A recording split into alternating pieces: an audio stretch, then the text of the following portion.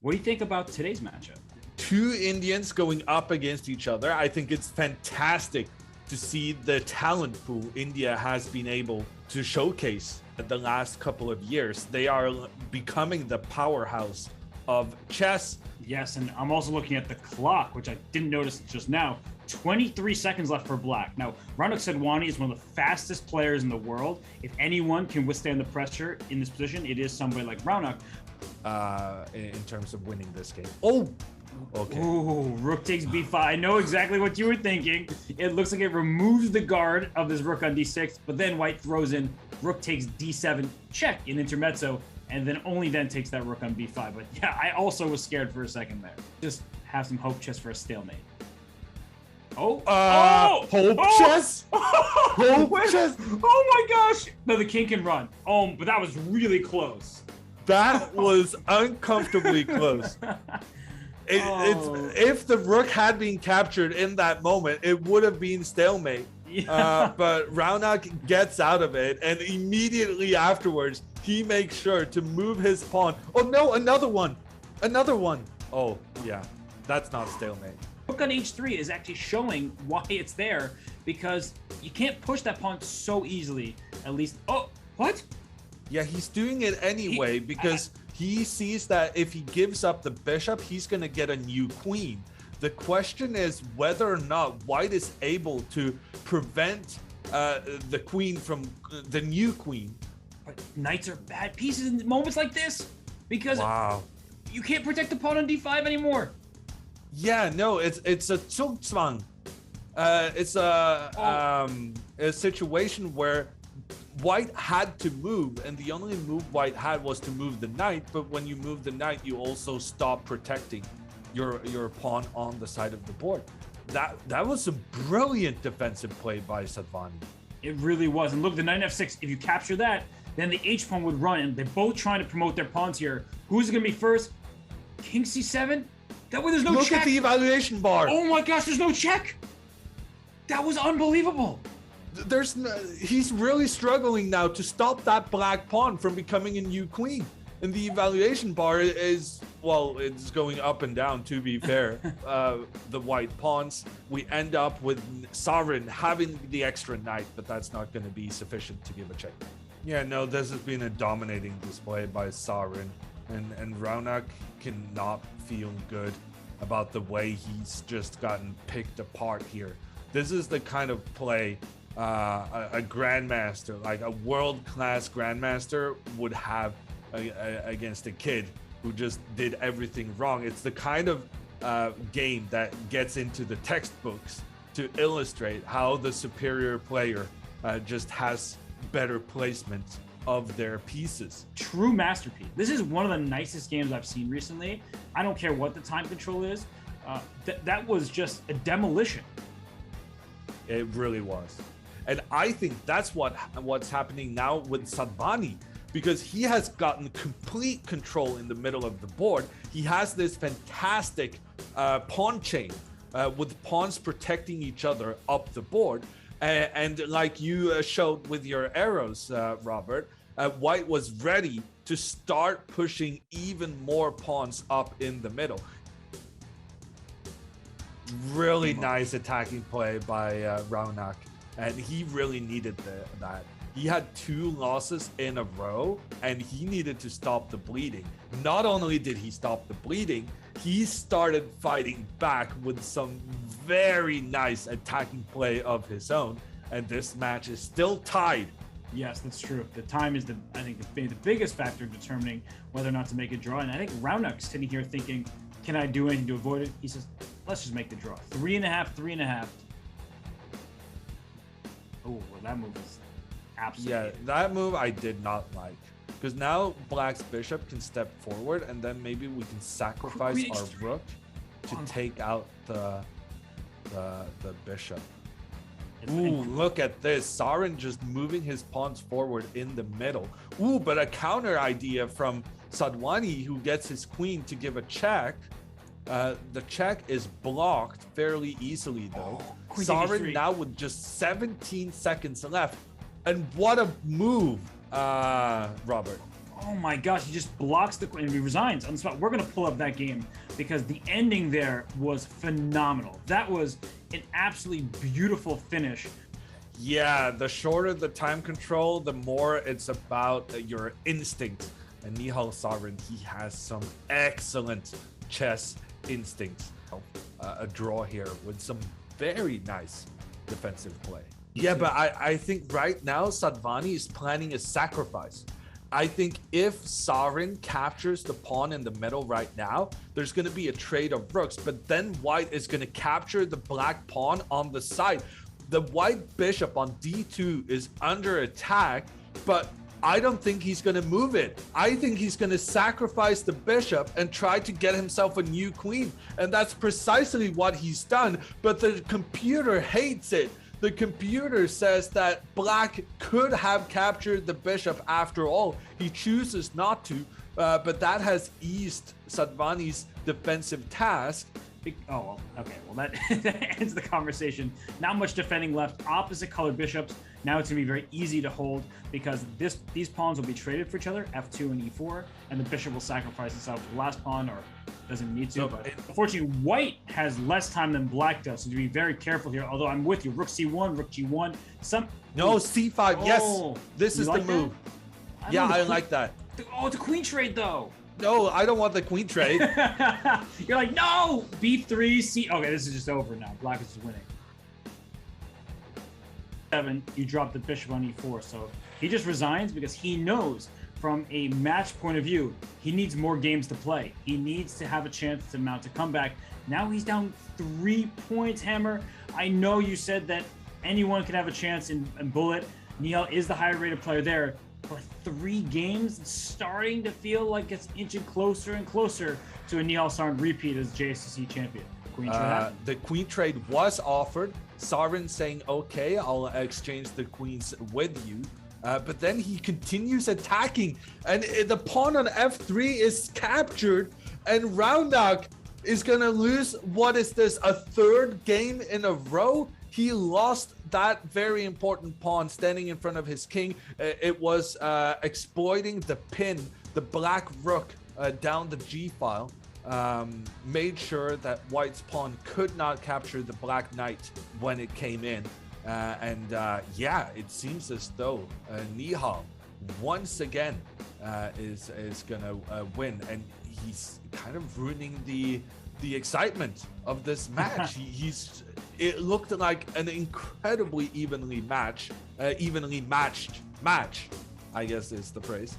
But over the course of the last couple of games, he's just been dominating.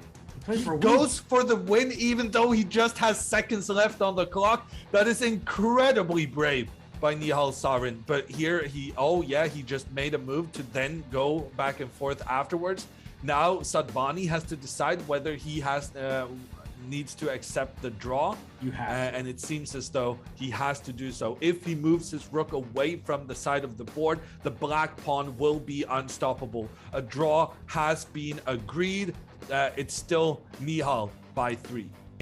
So I kind of like the rooks, making sure that white has to think in 2 areas of the board, and he gets rewarded for it. The queen retreating into a defensive position is a huge mistake from Nihal. The rook comes in, attacks both the bishop and the queen. And I mean, the last couple of minutes, we've been basically saying that Raunak is losing it, that he's not in this anymore. That's not the case. He is definitely in it. And now he's starting showcasing some sacrifices, giving away his knight to open up for his queen to attack against the white queen. That was a beautiful way to finish off the game, a game he was going to win anyway because he just captured a free bishop. Other lines. Yeah, but I like the confidence now. This is the kind of play we wanted from Raunak last time we had the bathtub formation. We wanted him to start pushing those pawns up on the right-hand side, and we were dismayed when he started instead trying to defend on the opposite side. We don't want to see him defending. He's down by 2. We need him getting all his pawns into the attack. And right now, it feels to me like he's found some new confidence. That win just turns everything around, and he's pushing his pawns forward on c8. I don't know when, but it's happening sometime. This black bishop is pointing towards my queen. It says even. Oh my gosh, his rook takes f5. You couldn't take with the rook because there's queen. Too much tact. There's queen e3 was check, hitting this rook on c1, loose pieces. I think we just gotta follow the game because they're down to just 10 seconds each. And Raunak, the evaluation bar is mainly black now. That means black is looking good. Oh, but white has a tricky attack. Oh, no, black manages to get their rook back into defense. Wow, Raunak now is the one who has to secure a draw. And wow, he blundered that move. Yeah, I did not want to give the bishop, that's for sure. Yeah, it's very often a draw, even if you're down a piece. And now he blundered his bishop. Oh no! The knight comes in. The knight tries to provoke the king away from the bishop's defense. And then the knight comes jumping around, but the rook covers it. Wow, that was so close to being decisive. Raunak really should have played our knight f7 move. He could have decided this game rook e7! He missed rook e7. The knight was on e3. He had a win. And now Nihal trying to give checks. Nihal is unreasonably close to checkmating the white king. But actually now the pawn is moving forward. The pawn cannot be stopped. Bishop d6. He wins the time! He loses on time! Oh my goodness! What did we just witness? And how huge is that from a psychological standpoint, right? I mean, Raunak plays a magnificent game. He's about to win 2 in a row in stunning fashion. Then Nihal comes back, almost decides it. If Nihal wins that, there's no way you come back from such a devastating defeat. There's no one has the mentality to do that. But now the problem mentality is Nihal's, because he knew that he could have decided the match then and there. And instead, he's now only got a 1-point lead with Sadhwani. I just saw. But now let's look at Nihal. 1 minute left on the match clock. 2 minutes left on Nihal's clock. Will he run the clock down and go into the 1 minute? Is Raunak letting the clock run? Wait, Raunak could be in trouble. Okay, king c4 is very important. Because if you allowed that, had it under control. Right, that white king in, then I think white could have played for a win. But now, I'm looking at the match clock. Nihal's gonna waste it. He's gonna let it go. He's won the junior speed chess championship previously. He knows everything about the strategies in this format, and he is letting the clock run down. A brilliant and cynical play from the youngster. But often, what is said about youngsters is that they lack cynicism. But here, that is not the case for Nihal. Having lost 2 games in a row, he will do anything to keep that lead going into the 1 minute portion. And which pawn do you push? I don't. The B pawn, I would say. I don't know. I didn't know. Okay, f2, b8, and you take the knight, and you win! Both players get new queens. But Raunak gets 2 queens. Both players get queens. What in the world are we seeing? An epic comeback from Raunak Sadhwani. Hammer, I have to say, you were right. We look at Nihal's imposing rating of 3,300 plus. Raunak may be in the 2,900s, but he does not care. Rating is a number. You have to play the game. And right now, Raunak is doing everything right. Forward, I think he forgot about that possibility. And Nihal takes the win, a second win in a row for him, giving him a 2-game lead as possible. Do you think this is going to be a draw in the next couple of seconds because it's such a clear draw? What? Wow. Yeah, why would you make a draw?